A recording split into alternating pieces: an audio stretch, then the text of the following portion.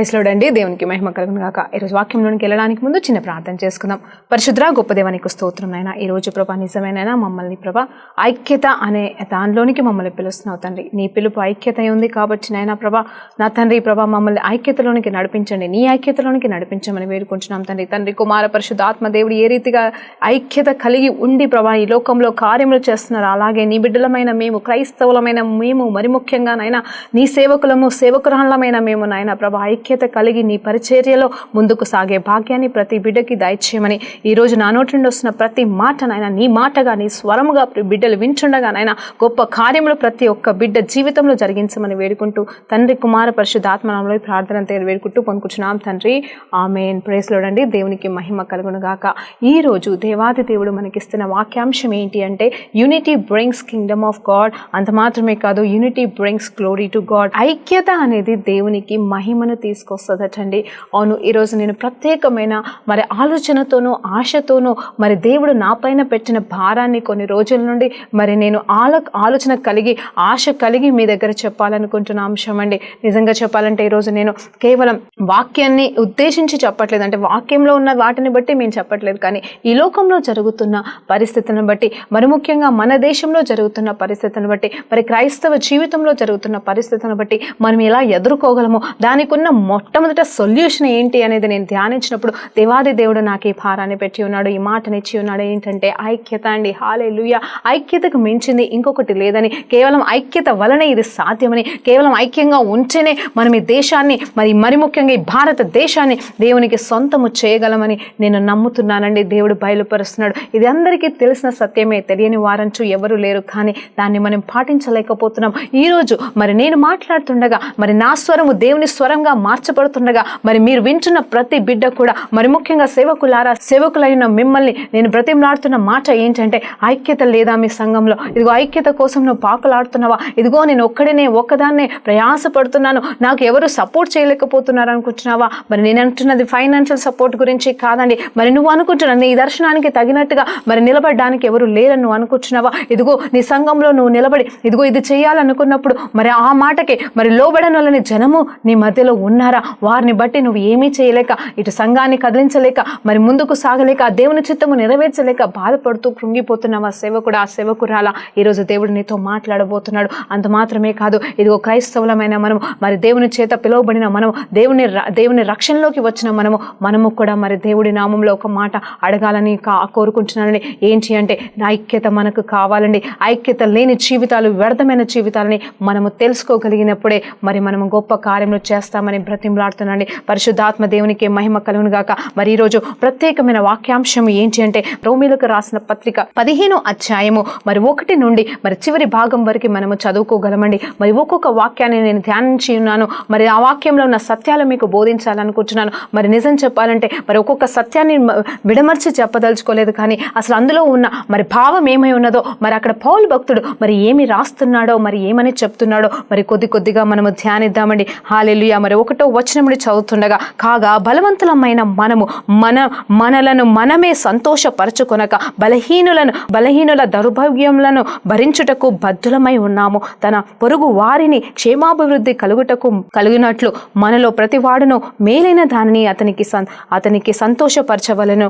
మరి క్రీస్తు కూడా తన్ను తాను సంతోషపరచుకొనలేదు. కానీ చూడండి, మరి నిన్ను నిందించు వారు నిందలు నా మీద పడేను అని చెప్పినట్టుగా, అని రాయబడినట్టుగా ఆయనకును సంభవించను. చూడండి ఇక్కడ ఏం మాట్లాడుతున్నాడు పౌలు భక్తుడు అంటే, చూడండి మనమంట బలవంతులమైన మనము అంటే మనము దేవుళ్ళలో బలము పొందుకొని సేవలో ముందుకు సాగుతున్న మనమంట మరి దేవుని నామంలో ఎవరైతే మరి తెలియకుండా మరి బలహీనులై ఉన్నారో, మరి వారిలో ఉన్న బలము వారి గ్రహించలేకపోతున్నారో అలాంటి వారిని మనం లేపేవారిగా, బలవంతులుగా చేసేవారిగా, అంటే మరి కేవలం వారికి ఎలాంటి మాటలు ఫాలో మనము మరి ఎలాంటి వారికి మరి ఎక్స్ప్లెనేషన్స్ ఇచ్చి మరి వాళ్ళని బలపరిచి మరి మనం ముందుకు నడిపించాలండి. వాళ్ళని లేవనెత్తాలండి. వారు కృంగిపోయిన పరిస్థితిలో ఉన్నారో, మరి ఏ దౌర్భాగ్య పరిస్థితుల్లో వారు ఉన్నారో, ఎలాంటి దీనహీన స్థితిలో వారు ఉన్నారో వారిని మనం లేవనెత్తబడమే నిజమైన పిలుపుగా ఇక్కడ పౌలు భక్తుడు చెప్తున్నాడు. అంత మాత్రమే కాదు, మనమే సంతోషపరచబడుకోవడం కాదు, కానీ ఇతరుల సంతోషాన్ని గురించి కూడా మనం ఆలోచన చేయాలని దేవాది దేవుడు ఇక్కడ చెప్తున్నాడండి. ఎవరి ద్వారా? పౌలు భక్తుడి ద్వారా మాట్లాడుతున్నాడు. మరి క్రీస్తు కూడా మరి ఏం చేశాడని చూస్తే ఆయన కూడా ఆయన సంతోష నిమిత్తము నిలబడలేదు, కానీ ఇదిగో నేనందులో నా నా పైన వచ్చి ఉన్నానని చెప్పేసి మరి ఆయన మన నిందలన్నింటినీ ఆయన మోస్తా ఉన్నాడండి. మరి అంత మాత్రమే కాదు, ఏలయనగా ఓర్పు వలనను లేఖనములను వలను ఆదరణ కలుగునట్లుగా నిరీక్షణ కలుగుటకై పూర్వమందు రాయబడినవన్నీ మనకు బోధ కలుగు నిమిత్తము రాయబడి ఉన్నవి కాబట్టి మీరనేక భావములు కలిగవారై, చూడండి, ఏక భావము కలవారై ఏక గ్రీవము కలిగినవారై మన ప్రభు అయిన యేసు క్రీస్తు తండ్రి యొగు దేవునికి మహిమ పరచు నిమిత్తము క్రీస్తు యేసు చిత్త ప్రకారం ఒకనితో ఒకను మనస్సు కలిగిన వారై ఉండునట్లు ఓర్పునకును మరి ఆదరణకును కర్తయగు దేవుడు మీకు అనుగ్రహించును గాక అని చెప్తున్నాడండి. చూడండి, ఇక్కడ ఓర్పుకును ఆదరణకును మరి కర్తయగు దేవుడు మనకు అనుగ్రహించునంట.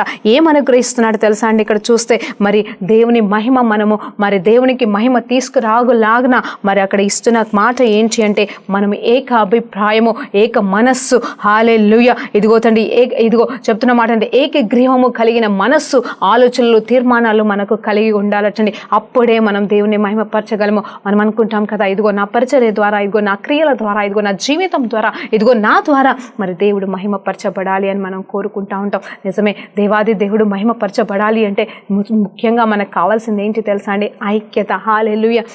మరి కొన్ని పాత నిబంధనలో మనం గ్రహించినప్పుడు మరి అబ్రహాము, సారమ్మ మరి వారిద్దరి మధ్యలో ఎంతో ఐక్యత, ఎంతో ప్రేమ, ఎంతో కృపా కనికరం, ఒకరిని పట్టి ఒకరు మరి ఓర్పు కలిగిన వారే. అవునండి, ఓర్పు కలిగిన వారే. మరి తనకి భార్యకి మరి పిల్లలు లేకపోయినను, 75 సంవత్సరాలు కలిగినను, మరి అస్సలు సంతానం లేకపోయినను, మరి అబ్రహాం అయితే నిజంగా చెప్పాలంటే అప్పటి వరకు రెండో పెళ్లి అయితే చేసుకోలేదండి. మరి సంతానం కోసం పరిగెత్తలేదండి ఆయన. మరి ఈ భార్యను విడిచిపెట్టలేదు. మరి కాకపోతే ఎప్పుడైతే దేవాది దేవుడు వాగ్దానం చేసి ఉన్నాడో, మరి ఎందుకు ఇది జరగట్లేదని అపనమ్మకముతోనే మరి అగర్ వైపు చూశాడు, అగర్ను అత్తుకున్నాడే. కానీ నిజం చెప్పాలంటే ఒక 75 సంవత్సరాలకు ఒక ఐక్యత కలిగిన వారుగా ఉండి మరి వారిద్దరు ఏక మనస్సుతో, ఇదిగో మన ఇంట్లో పనిచేసేవాడే కావచ్చు, లేకపోతే లోత్ అనే కుమారుడే కావచ్చు, మన వారసుడు అవుతాడనుకుంటూ వారు ఏక మనసుతో ఉన్నారండి. వారికి ఉన్న ఏక మనసు, వారికి ఉన్న ఐక్యత మరి ఎంతవరకు తీసుకొచ్చింది తెలుసా అండి? మరి వారు 70 సంవత్సరాలు దాటిన తర్వాత దేవాది దేవుడు వారిని ప్రత్యేకంగా పిలవడం మాత్రమే కాదు, గొప్ప అద్భుతంలోనికి, గొప్ప పిలుపులోనికి, మరి అబ్రహాముని విశ్వాసమునకు తండ్రిగా మాత్రమే కాదు, సారమ్మను మరి లోకానికి తల్లిగా మాత్రమే కాదు, మరి నిజమైన వారసులని మరి కనులాగన వారిని ఏర్పాటు చేసుకున్నానండి. దానికి మూలం, దానికి మరి అది నిజమైన కారణం ఏంటి అనేది నేను ధ్యానించినప్పుడు తెలిసింది ఏంటంటే వారి ఇద్దరి మధ్యలో ఐక్యత, ప్రేమ, సమాధానం అండి.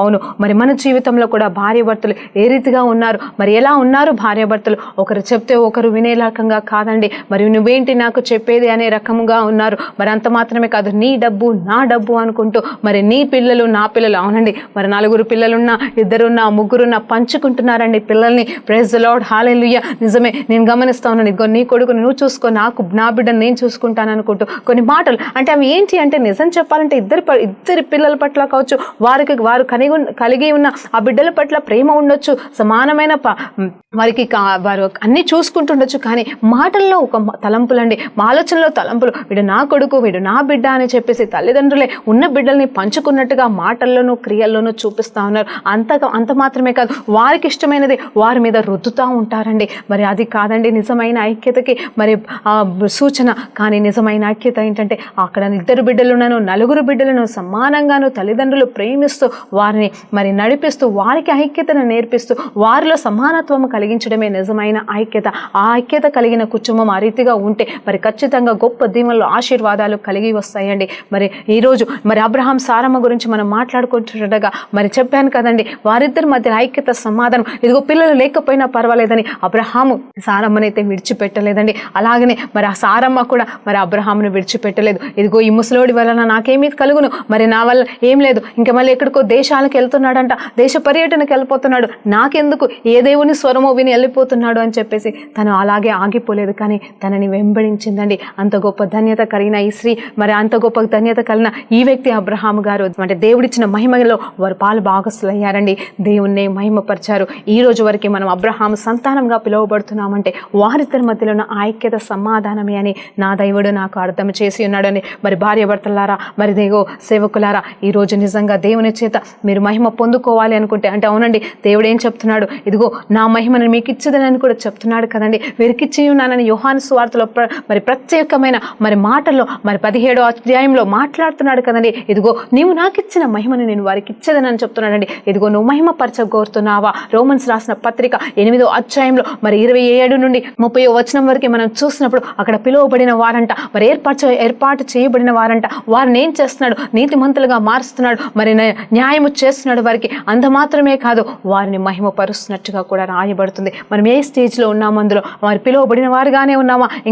ఇంకా మరి ఏర్పాటు చేసుకున్నబడిన లిస్టులో ఉన్నామా లేదా? దేవుడు మనల్ని మరి శుద్ధీకరించిన ప్రాసెస్లో మనం అయిపోయామా? కంప్లీట్ చేయబడేమా ఉన్నామా? మరి చివరి దశ అయిన మహిమ అనేది మరి మనలోనికి వస్తుందా అంటే మరి అక్కడే మనం పొడగొట్టుకుంటున్నామండి. నిజమే, నేను అడిగాను దేవా, ఈ శాంటిఫికేషన్ ప్రాసెస్ అనేది జీవిత కాలం అంతా ఉండేదే కదా, ఇదిగో ఈ పరిశుద్ధీకరణ అనేది మరి జీవిత కాలం అంతా, మరి జీవితం అంతా కూడా చేసేదే కదా ప్రభా. ఇంకా మేము మహిమను పొందుకునేది ఎప్పుడు దేవా? ఈ చివరి మాట నెరవేర్చబడేది ఎప్పుడు అంటే దేవాది దేవుడు ఈ రీతిగా మరి ఈ వాక్యం ద్వారా నాతో మాట్లాడండి. ఇదిగో రోమన్స్ రాసిన పత్రిక 15వ అధ్యాయము 5వ వచనంలో క్లియర్గా చెప్తున్న మాట ఏంటి అంటే, మీరేక భావము గలవారై ఏకగ్రీవముగా మరి మన ప్రభు అయిన యేసుక్రీస్తు తండ్రి యొగు దేవుని మహిమ పరచు నిమిత్తము క్రీస్తు యేసు చిత్త ప్రకారము ఒకనితో ఒకడు మనస్సు కలిగిన వారై ఉండునట్లు ఓర్పునకును ఆదరణకును కర్తయ్యగు దేవుడు మీకు అనుగ్రహించును గాక అని చెప్పేసి చెప్తున్నాడు. అంత మాత్రమే కాదు, కాబట్టి క్రీస్తు మిమ్మును చేర్చుకున్న ప్రకారము దేవునికి మహిమ కలుగునట్టు, చూడండి, దేవునికి మహిమ కలుగునట్టు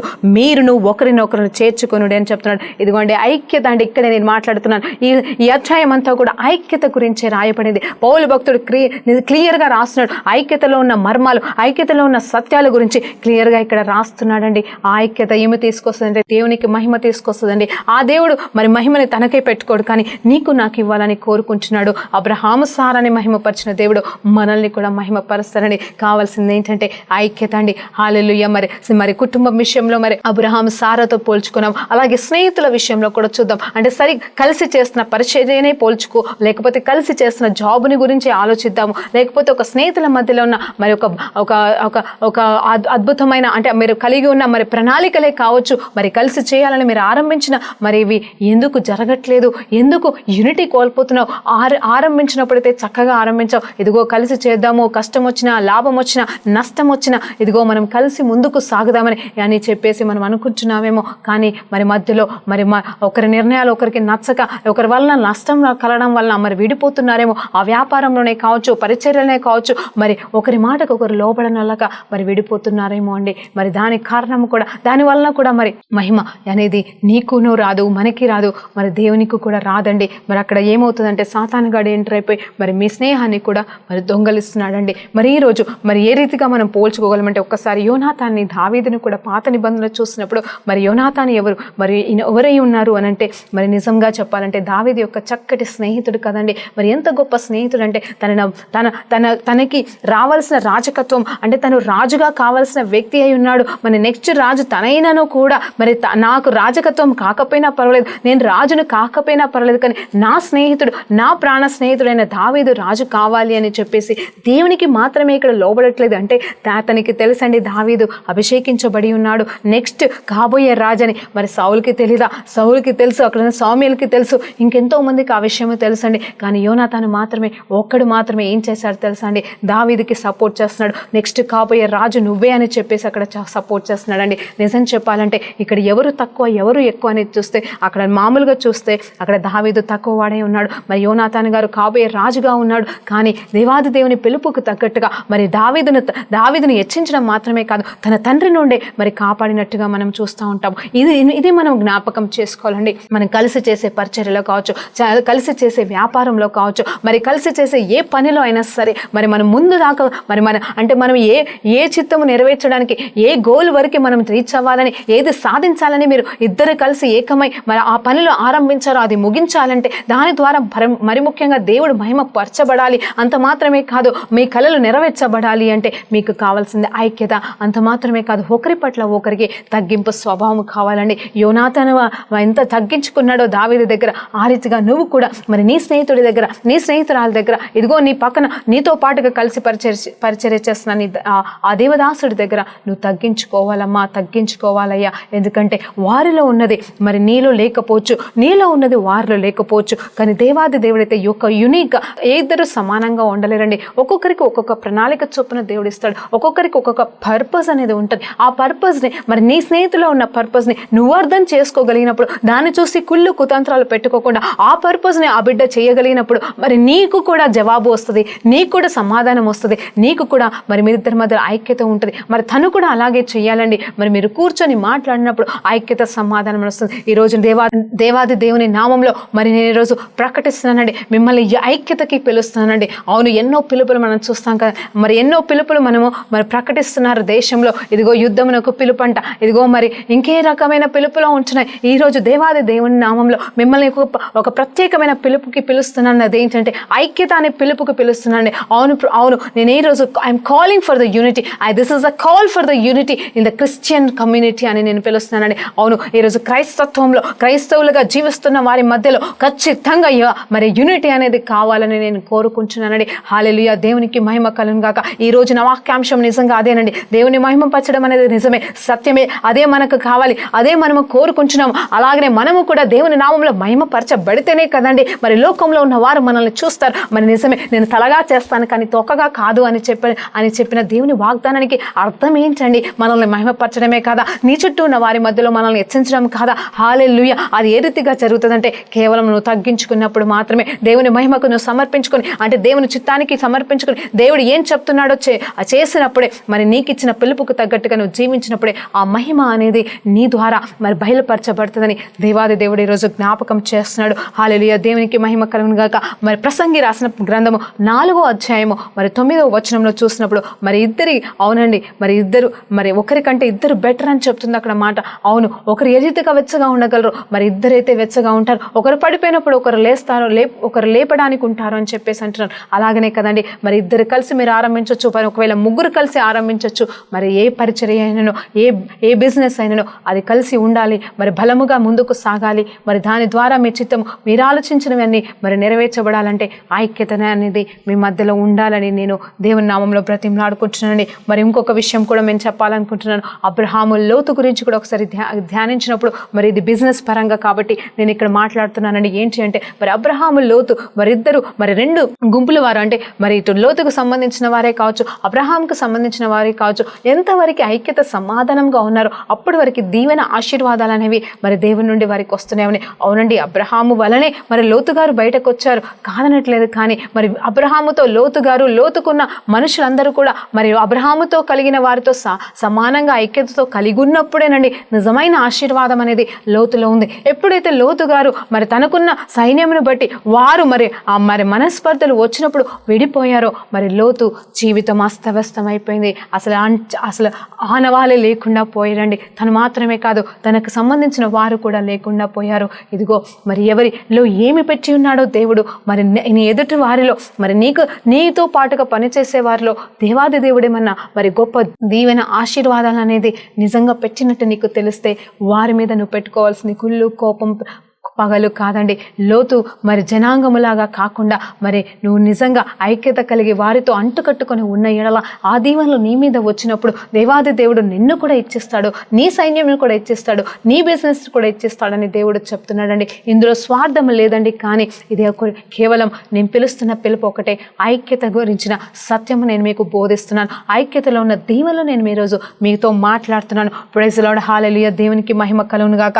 మరి 5వ వచనం, మరి రోమన్స్ రాసిన పత్రిక 15వ అధ్యాయాన్ని మీరు తర్వాత ధ్యానించండి. 5వ అధ్యాయం 5వ వచనం 7 8వ వచనం అలాగే 18 19 మరి 21 22 ఇలా ఆలోచించుకుంటూ వెళ్ళినప్పుడు పరిచర్యలో ఉన్న మర్మాలు సత్యాలు పౌలు భక్తుడు క్లియర్గా రాస్తున్నాడండి. ఎంత చక్కగా రాస్తున్నాడంటే అన్యులండి జాగ్రత్తగా. ఇదండి ఇప్పుడు నేను చెప్పాలనుకున్నాను. ఈ చివరి అంశాన్ని జాగ్రత్తగా మరి మీరు వినినప్పుడు మరి మనము నిజంగా ఐక్యత కలిగిన వారమే, ఏక మనసు ఏక ఆత్మ కలిగిన వారమే. ఇదిగో దేవుని మహిమపరచడం మాత్రమే కాదు, దేవుడిచ్చే మహిమను మనం పొందుకోవడం మాత్రమే కాదు, ఈ లోకంలో మరి ముఖ్యంగా భారతదేశాన్ని దేవునికి సొత్తుగా చేయాలి అంటే కావాల్సిన మూలమైనది ఏంటి అంటే ఐక్యత అండి. ఇదిగో అన్య జనులంట మన ఐక్యతను బట్టి, మనలో ఉన్న నిమ్మలత్వాన్ని బట్టి, మనలో ఉన్న నిర్మలత్వాన్ని బట్టి, మనలో ఉన్న ఓపికను ఓదార్పును బట్టి చూడండి క్లియర్గా రాయబడుతుంది. ఓర్పునకును ఆదరణకును నిరీక్షణకు కర్త అయిన దేవుణ్ణి వారు చూస్తారంటే ఎవరిని? మనలో వారిని చూసినప్పుడు మనలో ఇవన్నీ చూసినప్పుడు వారు దేవుని వైపు ఆకర్షించబడతారు. ఇక్కడ పౌలు భక్తుడు క్లియర్గా చెప్తున్నాడు, ఇదిగో నేను సువార్త ప్రకటించడానికి బద్ధుడనే ఉన్నాను. ఇదిగో ఎక్కడ సువార్త ఆల్రెడీ ఉందో అక్కడ నేను వెళ్ళాలనుకోవట్లేదు, కానీ ఎక్కడ లేదో అక్కడ పునాదులు నేను వెయ్యాలనుకుంటున్నానని చెప్పేసి క్లియర్గా మాట్లాడుతున్నాడండి. నిజమే, నువ్వు సేవలో ముందుకు సాగుతున్నప్పుడు నువ్వు ఎక్కడ పరిచర్య చేస్తున్నావో, ఎక్కడ ఆలోచన చేస్తున్నావో, మరి ఏ రీతిగా ముందుకు సాగుతున్నావో దేవుడి చిత్తం ప్రకారంగా నువ్వు చేసినప్పుడు దేవుడు నీకు కార్యాలను మరి శీఘ్రంగా జరిపిస్తాడని. చూడండి, నిరీక్షణకు కర్తయ్యగైన దేవుడు విశ్వాసము ద్వారా సమస్తమును మరి సమాధానముతోనూ మిమ్మల్ని నింపును గాక అని చెప్పేసి దీవెన ఆశీర్వాదాలు పరిశుద్ధాత్మ ద్వారా ఇక్కడ ఇవ్వబోతున్నాడండి మనకి. హల్లెలూయా, దేవునికి మహిమ కలుగును గాక. మరి ఆ తర్వాత 18, 19 వచనాలు చూసినప్పుడు చూడండి, ఇదిగో ఎలాగనగా అన్యజనులు విధేయత కలుగునట్టు. చూడండి, అన్యజనులంట విధేయత కలుగునట్లు వాక్యము చేతను, క్రియల చేతను, గురుతుల చేతను, బలము చేతను, మహత్కార్యముల చేతను, బలముల చేతను, పరిశుద్ధాత్మ బలముల చేతను క్రీస్తు నా ద్వారా చేయించిన వాటిని గూర్చే గాని మరి దేనిని గూర్చి నేను మాట్లాడటకు తెగింపనంటున్నాడు. చూడండి, పౌలు భక్తుడు చేసిన కార్యములు, అద్భుతాలు, సూచక క్రియలు చాలా గొప్పగా ఉన్నాయండి. అవన్నీ కూడా క్రీస్తును బట్టి మాత్రమే అంటున్నాడు. క్రీస్తు ద్వారా చేయించబడిన ఈ కార్యములన్నింటిని బట్టి నేను దేవుడి నామంలో మాట్లాడడం తప్ప ఇంకా వేరే మాటలు నేను మాట్లాడను అంటున్నాడండి. హల్లెలూయా. ఇదిగో సేవకులమైన మన ద్వారా ఎన్నో కార్యములు, ఎన్నో అద్భుతములు జరుగుతున్నప్పుడు నువ్వేం చేస్తున్నావు, ఇదిగో ఇది నా వలనే జరిగింది అని చెప్పేసి నీ సంఘాన్ని తొక్కిపడిస్తున్నావా? నిజమే అమ్మా, నేను చెప్తున్నది నిజము. ఇదిగో నేనే కదా ఈ సంఘానికి కారణం. ఇదిగో ఈ సంఘం ఇంతమంది నా సంఘంలో, అవును నేను ఏర్పాటు చేసిన సంఘం, దేవుడిచ్చిన సంఘమే, దర్శనపూర్వకంగా నువ్వు ఆరంభించిన సంఘమే కావచ్చు, కానీ నీలో మరి కోపము పగ అని కంటే మూలంగా మరి గొప్ప గర్వము అనేది నీకు వస్తున్నాయా? నువ్వు గొప్పవాడివని నువ్వు అనుకుంటున్నావా? ఇదిగో అమ్మా, ఇదిగో యేసయ్య నీ ద్వారా కార్యములు చేయకపోతే నీలో ఏమీ జరగవు, నీ ద్వారా కూడా ఏమీ జరగవన్న విషయాన్ని నువ్వు మర్చిపో. ఇదిగో నీ సంఘంలో ఉన్నవారు నీ కోసము మొరపెడుతున్నారు, మర్చిపోదు. నీ సంఘంలో ఉన్నవారు నీ కోసము ప్రార్థిస్తున్నారన్న విషయం మర్చిపోకు. ఇదిగో అందరూ నీతో ఏకీభవించలేకపోతున్నారేమో, లేకపోతే నీ సంఘంలోనే నీకు శత్రువుల్లాగా కనిపించే వాళ్ళు ఉన్నారేమో, నువ్వు చేసే పనికి అడ్డంగా పరిచే వాళ్ళు ఉన్నారేమో, కానీ కనీసం కొద్దిమంది అన్న ఇదిగో మా పాస్టర్ గారి కోసం మేము ప్రార్థన చేస్తున్నామని నిలబడిన వారు ఉన్నారు. ఇదిగో వారిని నువ్వు జ్ఞాపకం చేసుకో, వారికి కూడా ఆ మహిమని ఇవ్వమని నేను ఈరోజు మిమ్మల్ని దేవుడి నామంలో బ్రతిమలాడుకుంటున్నాను. నువ్వే మొత్తం సంఘాన్ని ఎత్తడానికి నిన్ను పిలవలేదమ్మా. వారెవరు లేకపోతే నీ సంఘం అనేది లేదనేది నువ్వు మర్చిపోవాల్సిన విషయం కాదు, కానీ జ్ఞాపకం పెట్టుకోవాల్సిందిగా ఈరోజు మిమ్మల్ని గద్దిస్తున్నాను. ఇదిగో సంఘం గురించి మాట్లాడుతున్నానని, సంఘంలో ఐక్యత ఉంటేనే, సంఘానికి మధ్యలో ఐక్యత ఉంటేనే, ఇదిగో ఒక డినామినేషన్కి ఇంకో డినామినేషన్కి మధ్యలో ఐక్యత, సమాధానం ఉంటేనే ఇదిగో ఈ భూలోకాన్ని మరి ముఖ్యంగా భారతదేశాన్ని దేవునికి సొంతం చేయగలమనేది సత్యాన్ని నువ్వు ఏ రోజైతే గుర్తిస్తావో అప్పుడే నీ ద్వారా ఈ దేశము రక్షించబడుతుంది, నీ ద్వారా ఇక మంది మరి దేవుని నామంలో రక్షించబడతారు. అప్పుడు ఇదిగో పౌలు భక్తుడు చెప్పినట్టుగానే తగ్గించుకుంటూ హెచ్చించబడతామండి. హల్లెలూయా. ఇదిగో పౌలు భక్తుడు అయితే తగ్గించుకుంటున్నాడండి. ఇదిగో నేను తెగింపను అంటున్నాడు. ఇదిగో ఇది నా వల్ల జరిగిన కార్యములను నేను చెప్పుటకు తెగింపను, అది కేవలం దేవుని కార్యాలయాన్ని చెప్తున్నాడు. కానీ ఈరోజు మనం వాక్యం చదువుతున్నాము, వాక్యాన్ని ధ్యానిస్తున్నాం, మనము పౌలుని హెచ్చించట్లేదా, పౌలు భక్తుడిని మనం ఘనపరచట్లేదా అని ఈరోజు మిమ్మల్ని ప్రశ్నిస్తున్నాను. అవునండి, మనం ఏమి వదిలిపెట్టిపోతున్నాము, ఇక్కడ నుండి ఈ లోకం నుండి మనం వెళ్ళిపోతున్నప్పుడు మనం ఏమి వదిలిపెట్టిపోతున్నామంటే గుర్తులండి. హల్లెలూయా. ఇదిగో పౌలు భక్తుడు వదిలిపెట్టినట్టుగా, ఇదిగో ఆయన లెజెస్ని మనకు వదిలిపెట్టినట్టుగా, ఆయన మరి నాయకత్వాన్ని మనకు అప్పచెప్పినట్టుగా మనము కూడా అలాంటి నాయకత్వాన్ని పట్టుకొని ముందుకు సాగినప్పుడు మనము కూడా లోకంలో సాక్షులుగా నిలబడతాము. సాక్షులుగా మారాల్సిన అవసరం లేదండి. అది పరిస్థితులు వస్తే అది కూడా జరుగుతుంది, జరిగితే కూడా మేలే. ఎందుకంటే దేవాది దేవుడు ఇక్కడ చెప్తున్నాడు, నిన్ను నిందించి వారి నిందలు. హల్లెలూయా. ఎవరి నిందలండి? నన్ను నిందిస్తున్న వారేమో, ఇదిగో లోకంలో ఉన్నవారు నిందిస్తున్నారేమో, ఇగో అన్యులు నిందిస్తున్నారేమో, నీ రక్త సంబంధికులే నిందిస్తున్నారేమో. వారి నిందిస్తున్న నిందలన్నీ ఎవరి మీద వస్తున్నాయని చెప్తున్నాడండి? యేసు ప్రభు మీద వస్తున్నాయని చెప్తున్నాడండి. క్లియర్గా ఒక్క మాట సత్యమే ఉన్నదండి. మరి ఏ మాట సత్యమేనంటే దేవుని వాక్యం అనేది సత్యమే ఉంది. ఆయనే వాక్యమే ఉన్నాడు, ఆయన వాక్యము శరీరధారిగా వచ్చి ఉన్నాడు. ఆయనే మరి ఎంతో గొప్ప దేవుడు. మరి ఏం మాట్లాడుతున్నాడు తెలుసా? తన గురించి తనే మాట్లాడుకుంటున్నాడు. ఏంటి అంటే, నింద నా మీదకి వచ్చింది. చూడండి, ఒక్కసారి ఆలోచన చేస్తారా? నింద అనేది ఎప్పుడు కూడా నిజం కాదండి. నింద అంటేనే దానిలో ఉన్న మాట, ఆ మాటకి అర్థం ఏంటి తెలుసా?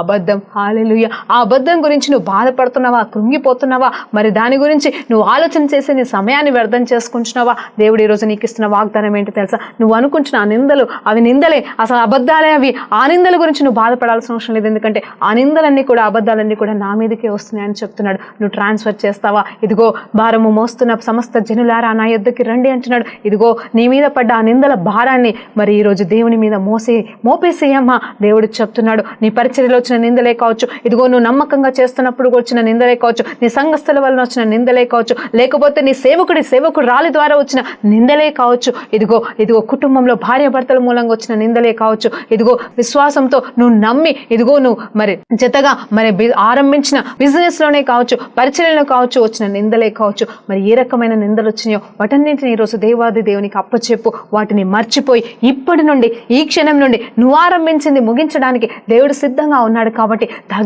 వీలైనంత వరకు తగినంత వరకు మరి నువ్వు ఐక్యత కలిగి ముందుకు సాగిన ఎడల నీకు నిజమైన మహిమ ఆ దేవాది దేవునికి సమస్త మహిమ అనేది నువ్వు ఇవ్వగలవని దేవుడు చెప్తున్నాడు. హల్లెలూయా, దేవునికి మహిమ కలుగును గాక. ఇంకా ఎన్నో అధ్యాయాలు ఉన్నాయండి. 1 కొరింథీయులకు రాసిన పత్రిక 1వ అధ్యాయము 10వ వచనంలో కూడా ఏమంటుందంటే మరి మనమందరము కూడా ఏ రీతిగా మరి ఒకటే మనస్సు కలిగి, ఒకటే ఆలోచన కలిగి, ఒకటే తీర్మానము, ఒకటి తీర్పు కలిగి ఉండి మనము ముందుకు నడవాలని దేవుడు చెప్తున్నాడు. ఇంకా ఎన్నో వచనాలు మరి తర్వాత మరి ఎఫెసీయులకు రాసిన పత్రిక 4వ అధ్యాయం 11వ వచనంలో కూడా మరి సేవ గురించి రాయబడుతుంది. మరి 5 రకాల పిలుపులు, మరి అపోస్తులని, మరి ఇవాంజలిస్టులని, మరి అంత మాత్రమే కాదు టీచర్స్ అని, మరి పాస్టర్లని, కాపర్లని, మరి ఎన్నో మరి 5 పిలుపులకు తగ్గట్టుగా ఉన్నాయి. ఆ పిలుపులలో నువ్వు ఏ పిలుపు నీలో ఉందో, ఏ పిలుపు నీలో ఉందో, నీ పక్క వాళ్ళలో ఉందో, నీ సంఘస్థలో ఉందో నీ గుర్తించి వారిని ఎంకరేజ్ చేస్తే అది నిజమైన యూనిటీ అండి. అప్పుడు భారతదేశాన్ని నిజంగా దేవుని సొంతం చేయడానికి ఏ ఆటంకాలు ఉండవండి. నిజం చెప్పాలా ఈరోజు నిజమే, సాతాన్ని గాడు మనల్ని అటాక్ చేయకుండా ఉండడానికి 2 సూత్రాలు, 2 అంశాలు. వాడు మన జోలికి రాలేడు, వాడు మనల్ని గెలవలేడు. ఆ 2 ఏంటి అంటే మొట్టమొదటిగా పరిశుద్ధత అండి, రెండోది చూస్తే ఐక్యత అండి. ఈ పరిశుద్ధత ఐక్యత అనేది మనలో ఉన్నప్పుడు, అవునండి నేను గతంలో చెప్పి ఉన్నాను, ప్రేమ కూడా అవసరమే. ఇవన్నీ ఉంటే ఆ ప్రేమ కూడా ఉంటుంది. ప్రేమ లేకుండా మనము ఏమీ లేమి వారమే. కాబట్టి మరి ప్రేమను కూడా ఇంక్లూడ్ చేసుకోవచ్చండి. మరి ఈరోజు ప్రత్యేకంగా ఐక్యత గురించి నేను మాట్లాడుతున్నాను. I'm calling for the unity of the Christians. ఈరోజు